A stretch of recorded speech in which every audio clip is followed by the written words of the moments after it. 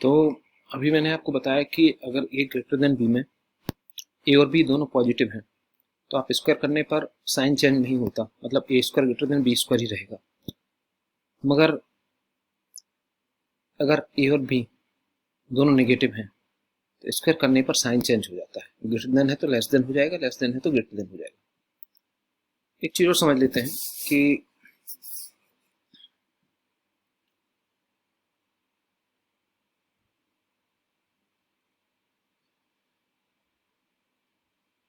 If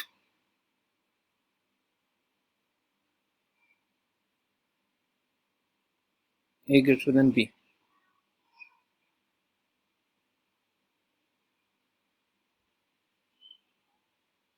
अब अगर आप इसमें कुछ मल्टीप्लाई करते हैं, सपोज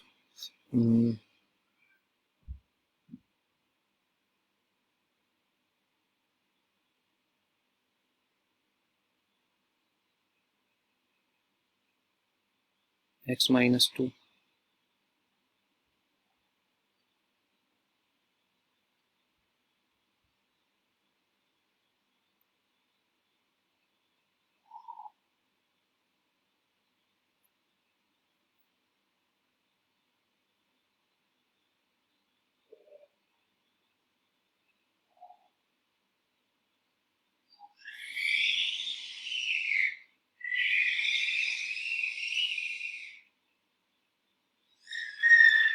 टू बी, अगर मैं दोनों साइड x-2 का मल्टीप्लाई करता हूँ तो ये वैलिड नहीं है, ऐसा नहीं कर सकते। ऐसा इसलिए नहीं कर सकते क्योंकि मेरे को नहीं मालूम कि x का साइन क्या है, x पॉजिटिव है या नेगेटिव है। अगर x पॉजिटिव है तब तो ठीक है, लेकिन अगर x नेगेटिव हुआ तो ये साइन चेंज हो जाएगा, ये वैल्यू चेंज हो जाएगी। x की वैल्यू नहीं मालूम कि पॉजिटिव है या कितनी है, तो ये वैलिड नहीं है, ऐसा आप नहीं कर सकते। बट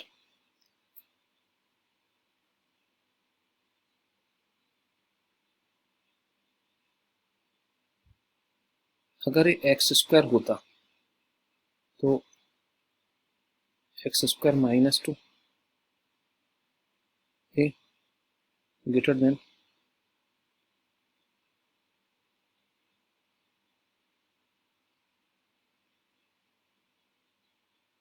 x² - 2 b, ये पॉसिबल है, ऐसा कर सकते हैं। ऐसा इसलिए कर सकते हैं, ये पॉसिबल है, ऐसा इसलिए कर सकते हैं कि इस केस में क्या हुआ कि जो x² है, x² ऑलवेज क्या होगा, पॉजिटिव होगा। x तो नहीं कह सकते कि पॉजिटिव हुआ कि नेगेटिव होगा, x अलग चीज है, लेकिन किसी भी नेगेटिव नंबर का भी स्क्वायर करते हैं तो वो पॉजिटिव होता है, इसलिए x² is always positive, so it is possible, आप इसको कर सकते हैं।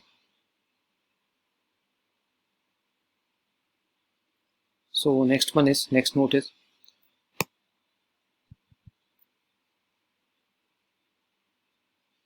जो भी नेक्स्ट नोट था,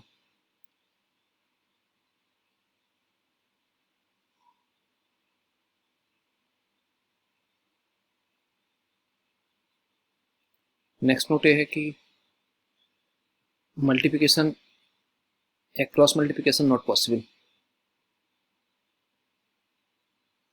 cross multiplication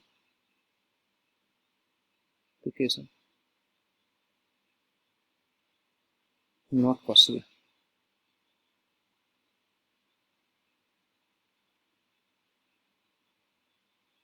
cross multiplication possible नहीं है, मतलब ये हुआ कि अगर इफ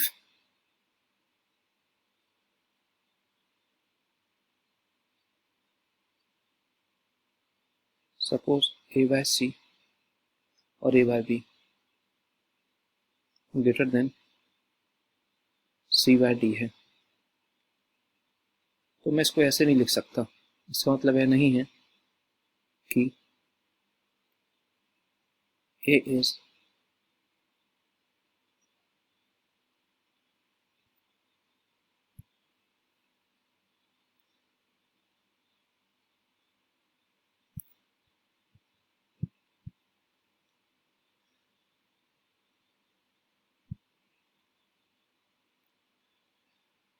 इसका मतलब यह नहीं है कि a is greater than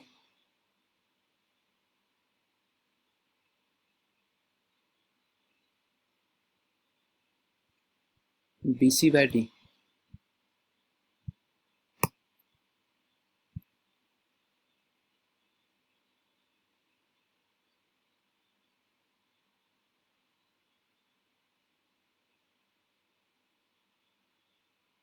B C by D is greater than B C by D. क्यों? क्योंकि यहाँ पर नहीं मालूम कि बी का साइन क्या है।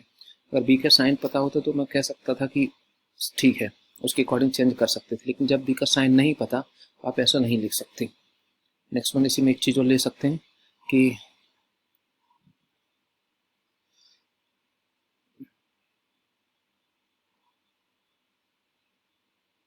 if y b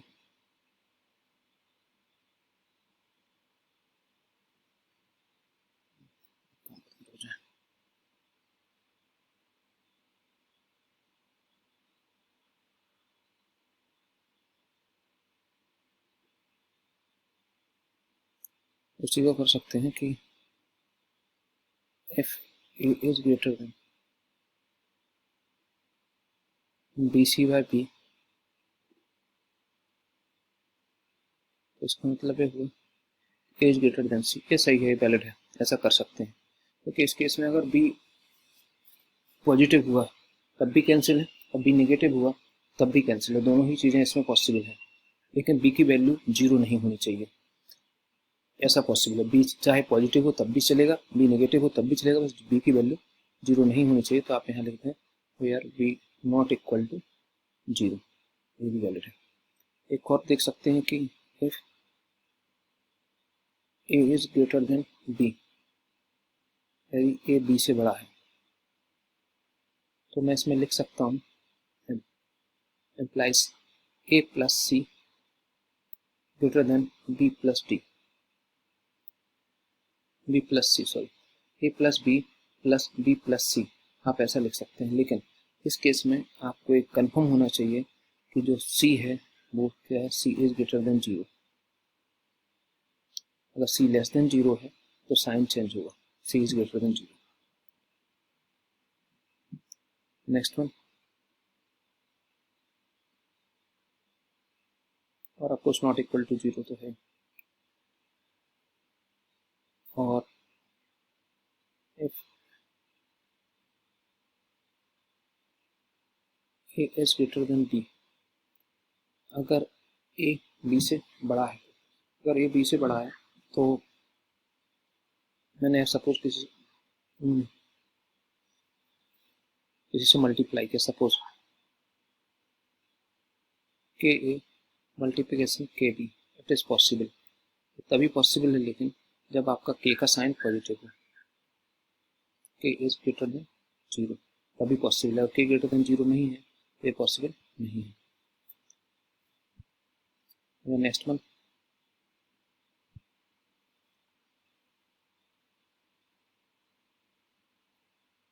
if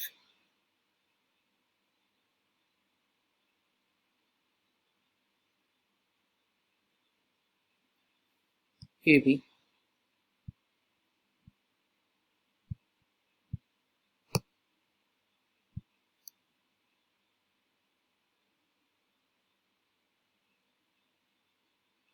greater than B C, अब A B greater than B C हो तो इसका मतलब ये नहीं है कि आप इसको ऐसे डायरेक्ट ऐसे लिख दें कि ए इज ग्रेटर देन सी, आप ऐसा नहीं लिख सकते, ये सही नहीं है। इसका मतलब ये हुआ कि अगर A B greater than B C है तो ए बी माइनस बी सी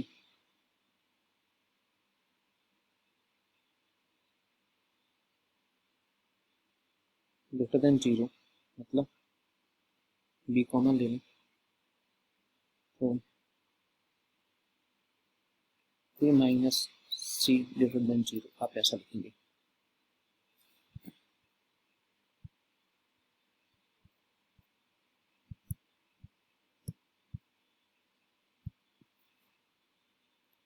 हम डायरेक्ट कैंसिल नहीं कर सकते, ऐसा इनइक्वालिटी में ऐसा नहीं होता। तो कुछ बेसिक पॉइंट थे जिनके बारे में डिस्कस कर सकते थे, तो ये यहीं पे है। अच्छा, एक चीज और कुछ डिस्कस करें कि इफ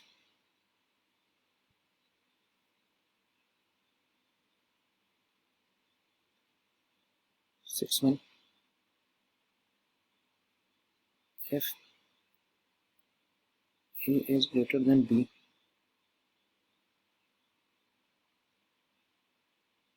and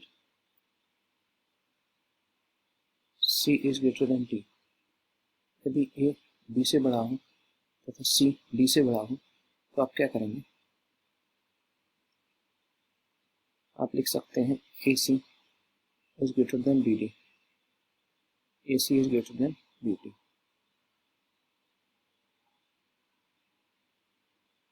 ऐसा पॉसिबल है?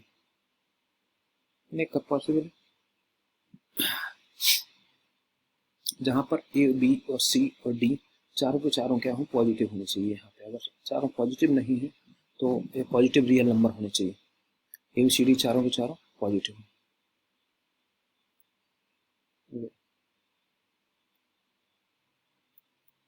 A B C D all belong to R plus, चारों चारों पॉजिटिव रियल नंबर होने चाहिए, तभी ये पॉसिबल है, अदरवाइज नॉट पॉसिबल। अच्छा, यहाँ पे एडिशन, सब्ट्रैक्शन और मल्टीप्लिकेशन पॉसिबल नहीं है, तो no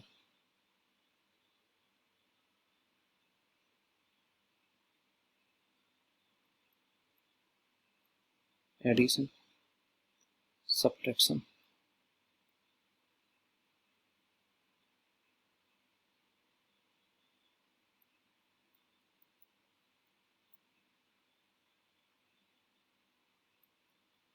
multi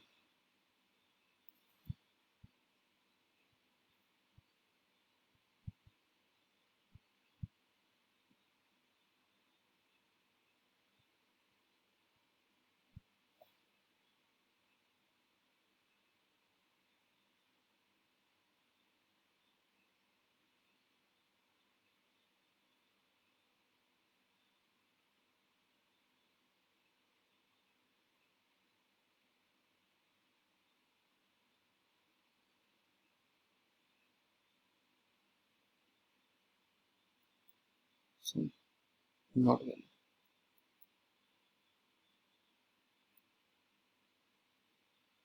multiplication not valid, क्यों not valid?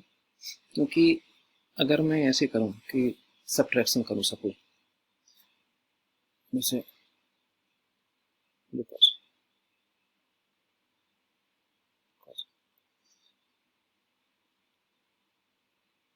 if A minus C, so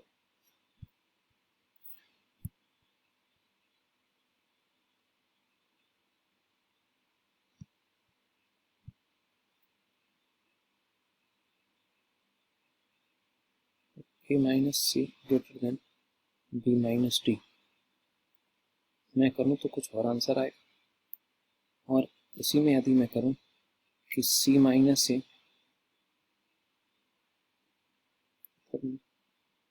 D minus B तो कुछ और आएगा।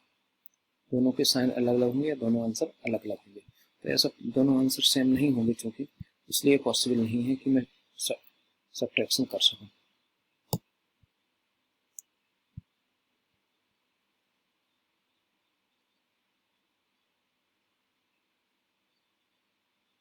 ओके, तो ओवरऑल क्या है, मैं डिस्कस कर रहा था इनइक्वालिटी के बारे में। ग्रेटर देन, अगर दो value greater than less than कुछ भी हो, दो वैल्यू अगर एक दूसरे से ग्रेटर देन है, सिर्फ if A is greater than B, अगर एक वैल्यू दूसरे से ग्रेटर देन है तो उसमें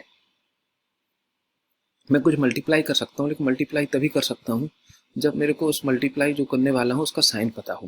अगर मैं कुछ भी मल्टीप्लाई करता हूँ तो इसका मतलब ये वैलिड नहीं है, मैं बीच की जो इनइक्वालिटी है वो सेम ही रहेगी, ये मैं कन्फर्मली नहीं कह सकता, हो भी सकती है नहीं भी हो सकती है। अगर x, जैसे यहाँ पर x माइनस टू मल्टीप्लाई किया बोथ साइड, तो अगर मेरे को x का साइन नहीं पता तो मैं ऐसा नहीं लिख सकता हूँ, लेकिन यदि ये x की जगह पे एक्स स्क्वायर होता तो वैलिड है। क्यों? क्योंकि एक्स स्क्वायर हमेशा पॉजिटिव होता है, तो फिर उस केस में ए